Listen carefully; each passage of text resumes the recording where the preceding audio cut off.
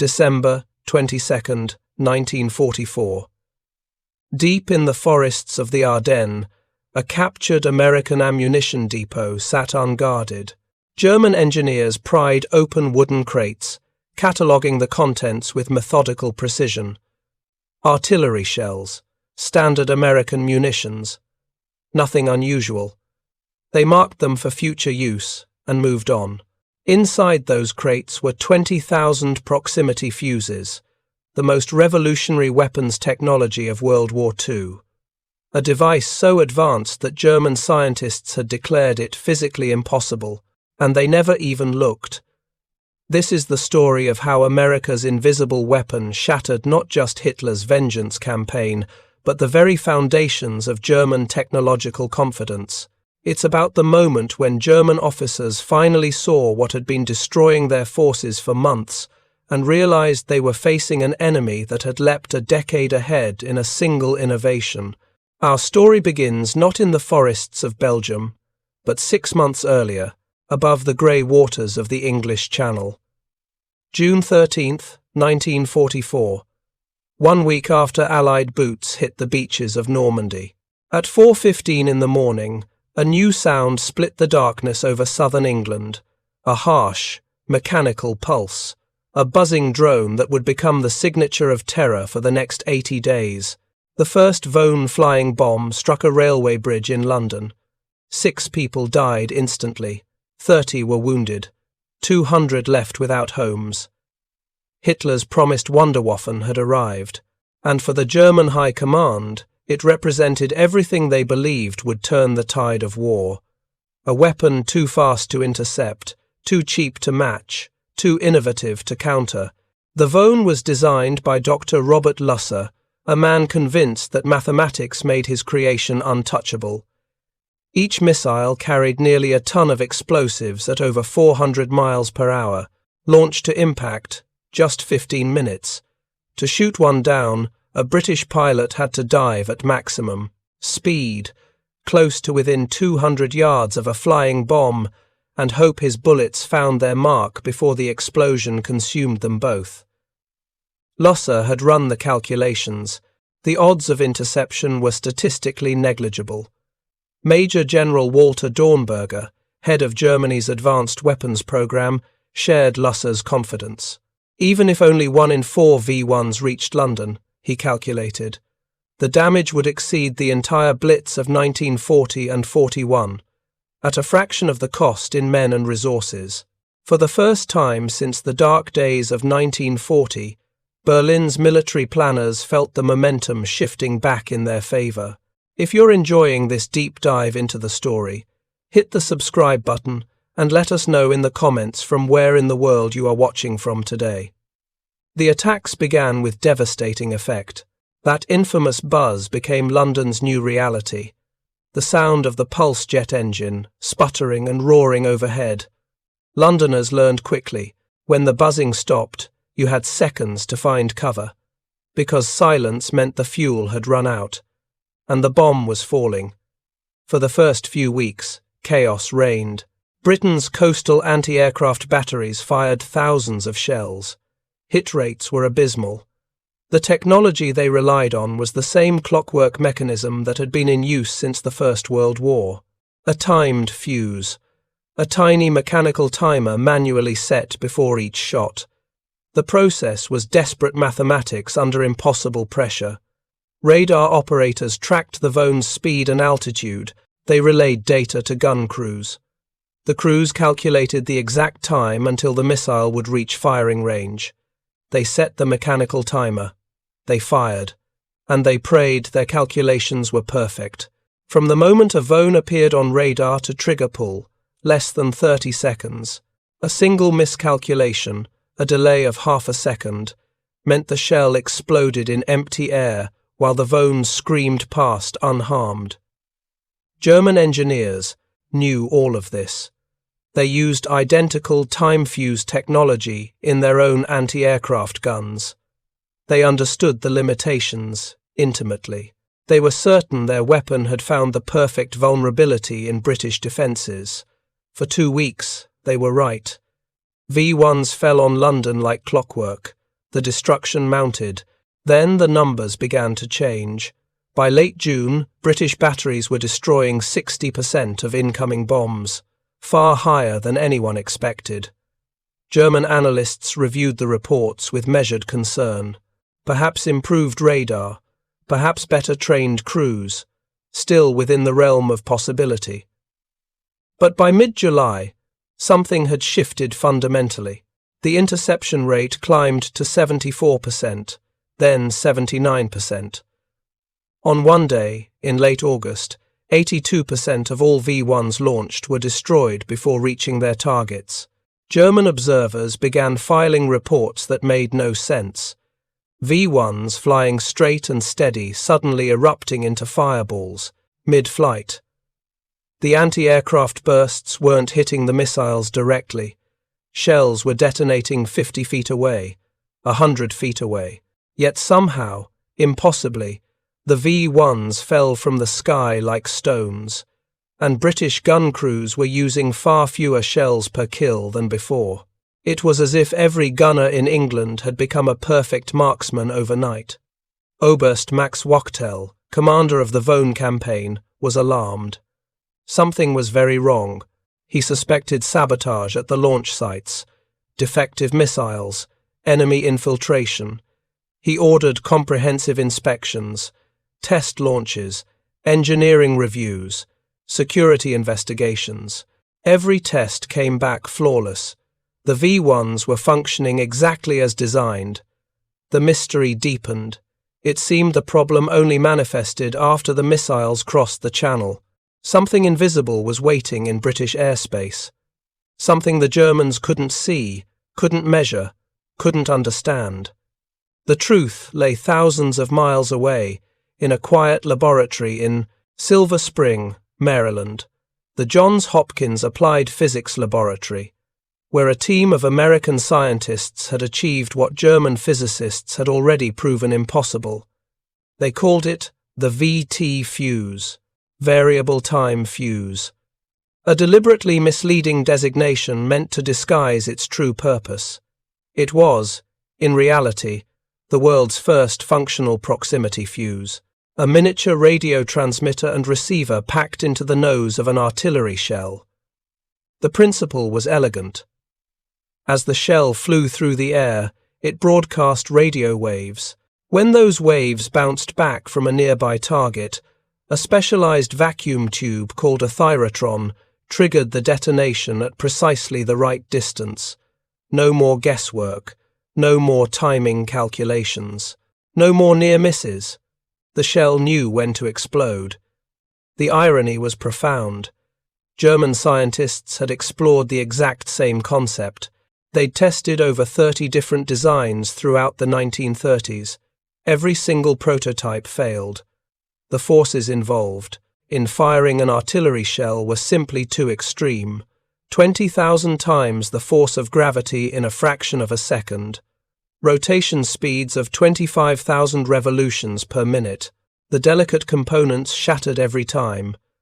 To German engineers, the idea of a functional proximity fuse was laughable. Like trying to fire a radio out of a cannon and expecting it to still work on the other end. The physics made it impossible. So they abandoned the research in 1940, redirecting resources to projects that seemed more achievable. They never looked back. What they didn't account for was American industrial imagination working at full capacity. Dr. Merle Tuve led the effort, a physicist with an obsessive attention to detail and an unlimited mandate from the United States Navy. He assembled the finest minds from universities and corporations across America, Western Electric, Raytheon, Sylvania, General Electric. Each company brought specific expertise. Together, they were told to make the impossible real. The vacuum tubes were the first challenge. Standard radio tubes would have turned to powder under artillery forces. So engineers studied hearing aid components, the smallest, most durable tubes in mass production. They redesigned them from the ground up, sealed them in wax and plastic, reinforced every fragile connection, The result could survive 20,000 G-forces and keep functioning. The battery was the second revolution. Standard batteries would rupture on firing or lose power during storage. Section T invented something new. A tiny glass ampule filled with electrolyte solution, suspended in a dry cell. The shock of firing shattered the glass. The electrolyte mixed with zinc and carbon plates. The battery came alive instantly, powering the fuse for its brief, deadly flight. Every component was a marvel of miniaturization. Every connection was a solution to a problem Germany had deemed unsolvable. But genius alone couldn't win the war. The real triumph was scale. By 1944, over 100 factories across America were producing proximity fuse components. Most workers had no idea what they were building. Security was absolute. The Crosley Corporation, famous for refrigerators and radios, converted entire assembly lines. At peak production, 10,000 workers, most of them women, produced 16,000 fuses every single day. Sylvania Electric in Ipswich, Massachusetts, produced more than 5 million fuses over the course of the war, the most of any location. By the end of 1945, American industry had manufactured 22 million proximity fuses, at a cost of over $1 billion in 1940s money. For context, Germany launched approximately 10,000 Von flying bombs during the entire campaign. America built 2,000 fuses for every German vengeance weapon. The wonder weapon was being defeated not by another wonder weapon, but by assembly lines run by machinists and mothers. The British reorganized their entire anti-aircraft defense around the American fuse. They called it the Diver Belt, a concentrated wall of guns along the southeastern coast. Every incoming Von had to fly through this gauntlet, and critically, any unexploded shells would fall into the English Channel, keeping the fuse technology secret. The new American SCR-584 radar tracked targets automatically, feeding precise data directly to gun directors. Gunners only had to load and fire. The shells did the rest. As V-1s entered the kill zone, the sky transformed. Shells detonated not randomly, but with surgical precision. Each explosion calculated to inflict maximum damage. V-1s began falling into the channel like flaming meteors. On that single day in late August, 82% of all incoming missiles were destroyed. The Germans were stunned. Part 2 of 3 Wachtel's headquarters descended into something approaching panic. How could their unstoppable weapon be failing so catastrophically? They searched for saboteurs. They tested materials. They examined every component of every Von being produced. Everything checked out perfectly. The missiles were flawless. The launch mechanisms worked exactly as designed, which left them facing an impossible conclusion. The Allies had somehow perfected a weapon that German science had proven couldn't exist. They tried everything: night launches to blind radar operators, high-altitude trajectories to confuse tracking, treetop-level approaches to exploit radar blind spots, massive coordinated waves to overwhelm the defenses. Nothing worked. The invisible shield held. The Von offensive was dying, and German engineers couldn't understand why.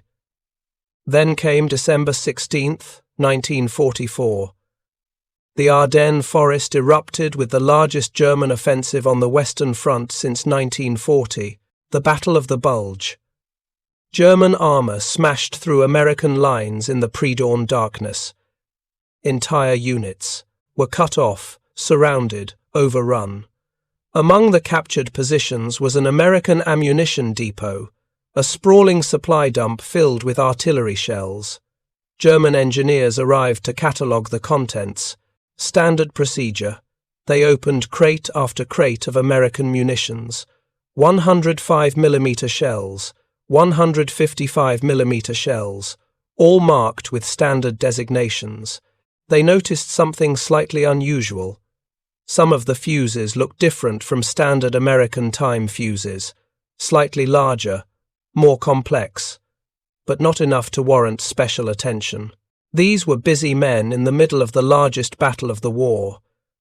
They logged the fuses as captured American ordnance and moved on.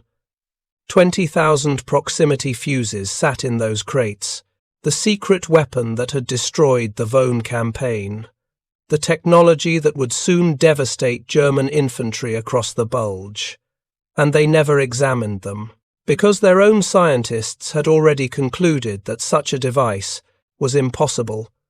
When you know something can't exist, you don't see it, even when it's sitting right in front of you. Back in Washington, American intelligence learned of the capture within 48 hours. The response was immediate. Dr. Winfield Salisbury, an engineer with Section T, was already working on a fuse jammer, a radio transmitter designed to interfere with proximity fuses in case the Germans captured one and developed countermeasures. Suddenly, his theoretical project became urgent. 200 jammers were constructed in 2 weeks. They were installed in American bombers operating over Europe, ready to protect Allied aircraft from a German proximity fuse that would never come. Meanwhile, General Dwight Eisenhower made a fateful decision. For months, the Pentagon had forbidden the use of proximity fuses over land. The risk of a dud shell falling into German hands was too great, but the Bulge was different. American forces were being pushed back. Casualties were mounting. The weather was so bad that air support was grounded. Artillery was the only advantage left. Eisenhower demanded authorization to use the new fuses, not just for anti-aircraft defense, but for field artillery against German infantry. On December 18th, just 48 hours into the German offensive, authorization came through. 200,000 shells equipped with proximity fuses, codenamed POSIT, were rushed to the front. What happened next changed land warfare forever. Traditional artillery tactics relied on shells exploding on impact with the ground. Soldiers survived by taking cover in trenches, foxholes, behind trees. A shell might land 10 feet away and kill no one if the terrain provided shelter. But proximity-fused shells didn't hit the ground. They exploded 20 to 50 feet in the air, directly above the target. Shrapnel rained down from above. There was no cover, no shelter, nowhere to hide. German soldiers caught in the open were shredded.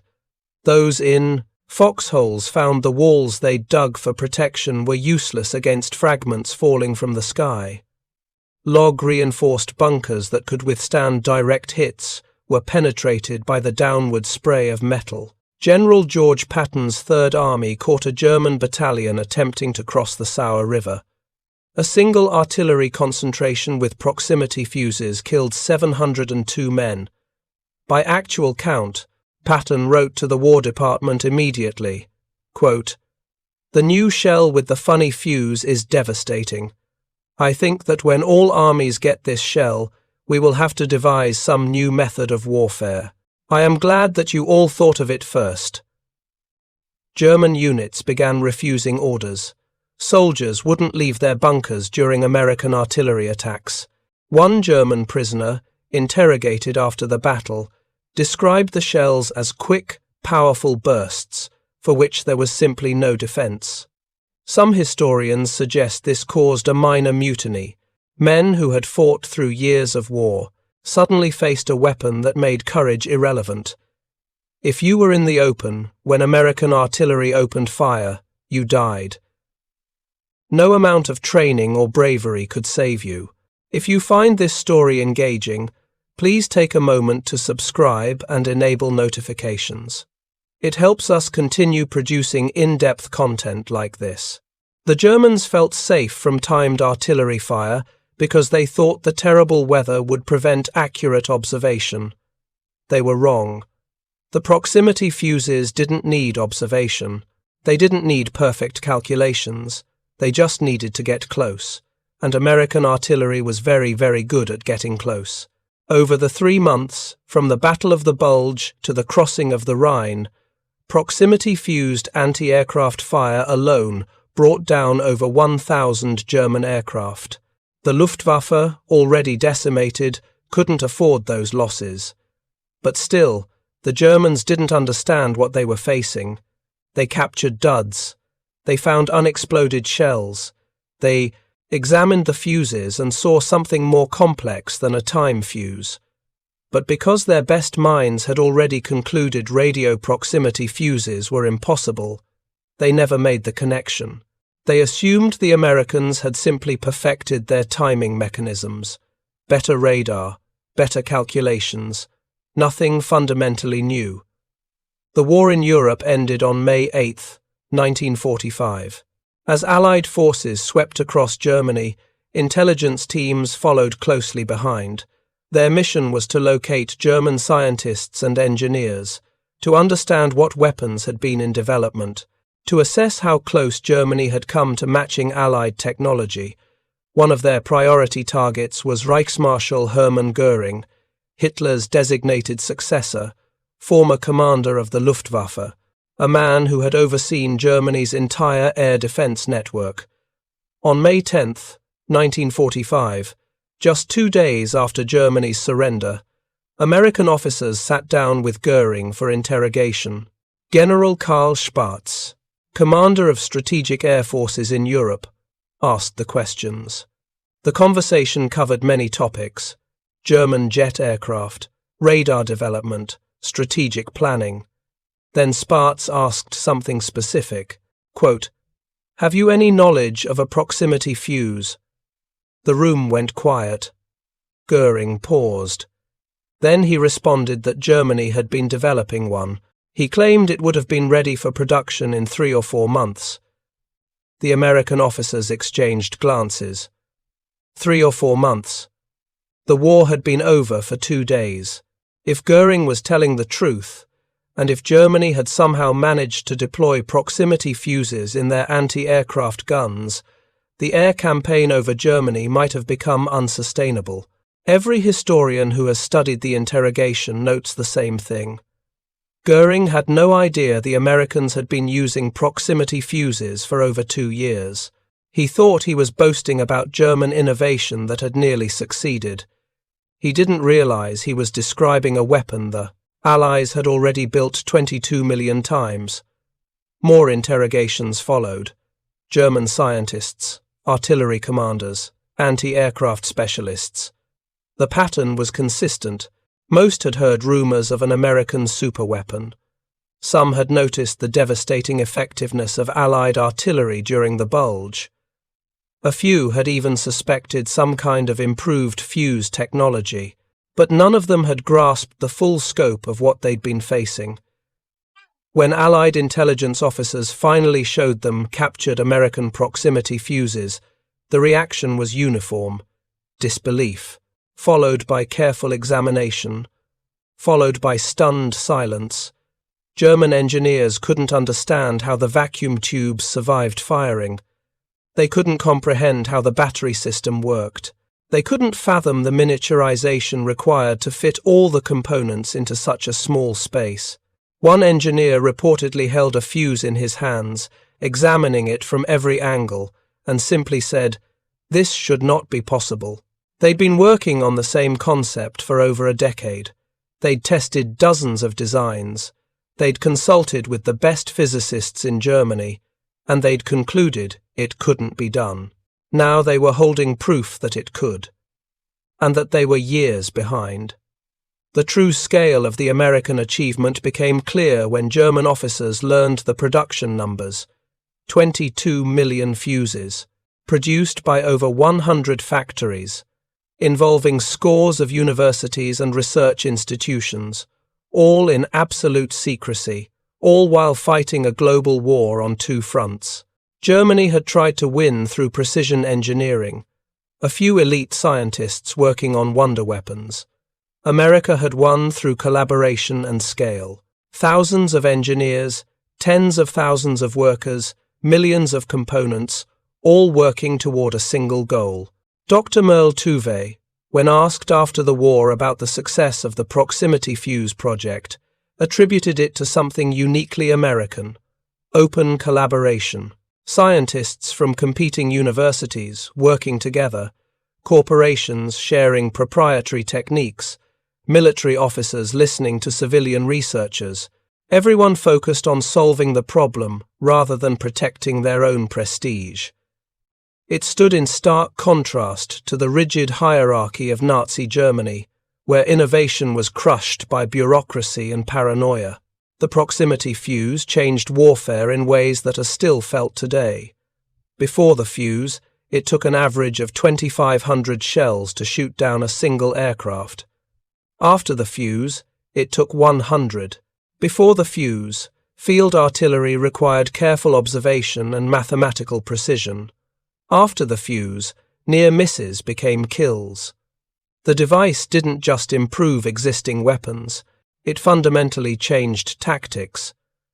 Admiral Arleigh Burke, who commanded destroyers in the Pacific, described watching Japanese aircraft fall from the sky as proximity-fused shells exploded around them. Quote, "Those fuses knocked down enemy planes by the dozens. In the defense of the carrier task forces, where kamikaze attacks threatened to sink American ships, the proximity fuse was credited with increasing the effectiveness of 5-inch anti-aircraft guns by 7 times. 7 times more lethal with a single innovation. Against the V-1s, the impact was even more dramatic. From June to August 1944, Germany launched 9,300 flying bombs at Britain. By the end of August, 79% were being destroyed by anti-aircraft fire. Without the proximity fuse, that number would have been closer to 20%. Thousands more civilians would have died. The psychological impact on British morale would have been catastrophic. London was saved not by a miracle, but by miniaturized vacuum tubes and glass batteries invented in a Maryland laboratory. The secret was finally revealed to the public in August 1945. The United States War Department held a press conference. They described the proximity fuse as one of the most important weapons of World War II, second only to the atomic bomb in its impact on the war's outcome. Newspapers ran stories about the billion-dollar secret, about the women in factories who had assembled millions of fuses without knowing what they were building, about the scientists who had solved the impossible problem. The world learned what German scientists were only beginning to understand. America hadn't just matched German innovation. They'd leapt ahead. For German officers, the revelation was a moment of profound clarity and profound humiliation. They had spent years believing in the superiority of German engineering, the precision of German science, the inevitable triumph of German innovation. They had built wonder weapons: the Von flying bomb, the V-2 rocket, the Messerschmitt 262 jet fighter, each one a technological marvel, each one a symbol of German ingenuity. And all of them had been systematically defeated or rendered irrelevant by Allied technology they had never even known existed. The proximity fuse represented something more devastating than a lost battle. It represented a lost paradigm. Germany had placed its faith in quality over quantity. Elite scientists working in isolation on revolutionary weapons, a few perfect solutions that would turn the tide of war. The proximity fuse proved that approach had failed. America had won through mass collaboration and industrial scale. Not one brilliant invention, but millions of good enough miracles produced fast enough to matter. General Frederick Pyle, commander of Britain's anti-aircraft command, put it plainly in his post-war assessment. Quote, "The little electronic device saved London. Not sacrifice. Not British determination. A device no bigger than a man's hand, designed by American scientists, manufactured by American workers, and deployed at a scale Germany could never match. The Von campaign, which was supposed to break British morale and force a negotiated peace, had been systematically dismantled by a weapon Germany didn't know existed. The psychological impact on German military thinking cannot be overstated. For decades, German officers had been trained to believe in the superiority of German technical education, the excellence of German universities, the precision of German manufacturing. They had started World War II with technological advantages in nearly every category: better tanks, better aircraft, better tactics, better training. By 1945, they were examining American proximity fuses and realizing they weren't even in the same decade of development. One German scientist, whose name was not recorded in the interrogation reports, reportedly said something that captured the entire shift. Quote, "We thought we were fighting tactics and production. We didn't realize we were fighting an entirely different approach to problem solving." Germany had approached the war as a series of fuzes, technical challenges to be solved by experts. America had approached it as a series of production problems to be solved by collaboration and scale. The Fuze's legacy extended far beyond World War II. It became the foundation for every guided munition developed since. Modern anti-aircraft missiles, smart bombs, fire-and-forget weapons. All of them trace their lineage back to that first miniaturized radio transmitter packed into a 5-inch shell. The principle that a weapon could sense its target and adjust its own behavior revolutionized military thinking. The era of dumb munitions was over. The era of intelligent weapons had begun. But perhaps the most important legacy was what the proximity fuse revealed about American innovation. It wasn't the work of one genius. It wasn't a single breakthrough moment. It was thousands of people working together. Scientists from Johns Hopkins and Carnegie Institution, engineers from Western Electric and Raytheon, machinists from Crosley and Sylvania, women on assembly lines in Ipswich, Massachusetts, and Cincinnati, Ohio. Each person contributing one small piece to a solution no one person could have achieved alone. Dr. Fuze reflected on this after the war. He said the Germans had better individual scientists, more advanced theoretical physics, more prestigious universities, but they couldn't collaborate the way Americans could. Nazi ideology demanded hierarchy. It demanded that credit flow upward to leaders. It demanded secrecy even among allies. American scientists, by contrast, shared everything. They argued. They debated, they stole each other's ideas, and made them better. And they did it all while working with military officers who were willing to listen to civilians with better solutions. The captured German ammunition depot in the Ardennes became symbolic of the entire dynamic. 20,000 proximity fuses, the most sophisticated weapons technology in the world, sitting in crates, unexamined, because the Germans already knew such a thing was impossible. And when you know something is impossible, you stop looking for it, even when the evidence is right in front of you, even when your soldiers are dying because of it, even when your wonder weapons are falling from the sky because of it. That's the irony that defined Germany's technological defeat. They lost not because they lacked brilliant scientists. They lost because their brilliant scientists couldn't imagine that anyone else could solve a problem they had failed to solve. They lost because they trusted their own expertise more than they trusted observable reality. They lost because they built a system where admitting you might be wrong was more dangerous than being wrong. On that day in late August 1944, when 82% of Hitler's vengeance weapons fell into the English Channel, the nature of warfare changed forever. The proximity fuse wasn't just a weapon, it was a philosophy made physical. The philosophy that said the right answer wasn't the most elegant answer, it was the answer that worked. That could be built by the millions, that could be deployed at scale, that could be improved through collaboration rather than isolated genius. General Patton had been right. When all armies got proximity fuses, warfare would have to change, but he didn't realize the full scope of what he was saying. It wasn't just that the fuses were devastating. It was that they represented a new way of thinking about problems, a way that favored iteration over perfection, production over precision, collaboration over hierarchy. America didn't just build a better fuse.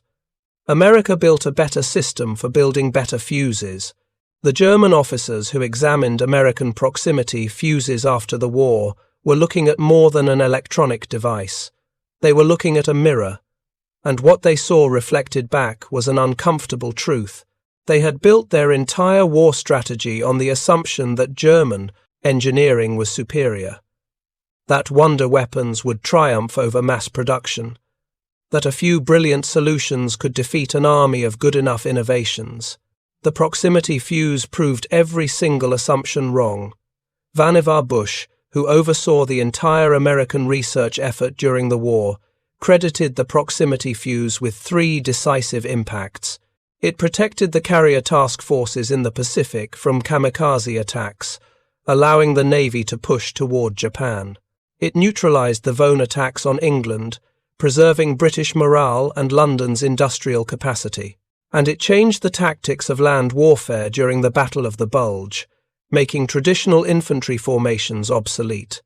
3 separate theatres of war, 3 decisive advantages, all from one device. But Bush also noted something else.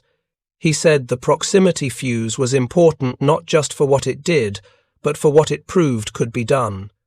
It proved that American industry could innovate under pressure, that American workers could master complex manufacturing, that American scientists could collaborate at scale.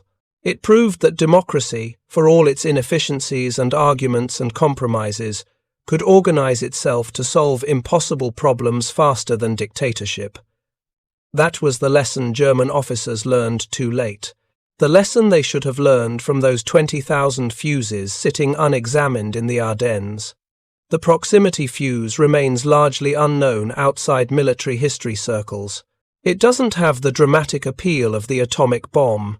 It doesn't have the visible spectacle of radar. It's a small device that made shells slightly better at hitting targets. But in terms of lives saved and battles won, it may have been the most important American innovation of the entire war. 22 million fuses. Over $1 billion invested, hundreds of thousands of workers, all to solve a problem Germany had already given up on. When that first proximity-fused shell exploded near a port, Japanese dive bomber off Guadalcanal in January 1943, no one could have predicted the full scope of what had just been unleashed. The crew of the USS Helena had just fired 3 shells and destroyed a target they couldn't precisely aim at. It seemed like luck. It was American ingenuity operating at a scale Germany couldn't comprehend and couldn't match. On that summer morning in 1944, as German V-1s fell into the Channel by the dozens, something more than missiles was being destroyed. An entire philosophy of warfare was being dismantled. The idea that superior design could overcome superior production. The idea that isolated genius could defeat collaborative innovation. The idea that knowing something was impossible meant it couldn't be done. The proximity fuse proved all of those ideas wrong, and in doing so, it changed not just how wars would be fought, but how problems would be solved for generations to come. The German officers who said this changes everything, after seeing the proximity fuse, were more right than they knew. It did change everything. It changed how nations would approach technological development, how militaries would think about weapons systems, how engineers would balance perfection against production, how scientists would collaborate across institutions and disciplines. The fuse was small, its impact was immeasurable. Today, when a missile adjusts its course in flight, when a smart bomb finds its target, when any weapon senses and responds to its environment, it's following a path first cleared by vacuum tubes packed in wax, glass ampules of electrolyte, and hearing aid components modified to survive 20,000 G-forces. The technology has advanced beyond recognition. but the principle remains the same. A weapon that knows when to explode is infinitely more effective than a weapon that only hopes to explode at the right time. And perhaps that's the final lesson of the proximity fuse. Hope is not a strategy. Genius alone is not enough. Knowing something is impossible doesn't make it so. What matters is the willingness to try anyway, to collaborate, to iterate, to build and test and fail and rebuild until the impossible becomes real. That was the secret weapon that won World War II. Not the fuse itself, but the system that created it, and the people who believed it could be done even when the best minds in Germany had already proven it couldn't. Thank you for watching. For more detailed historical breakdowns, check out the other videos on your screen now, and don't forget to subscribe.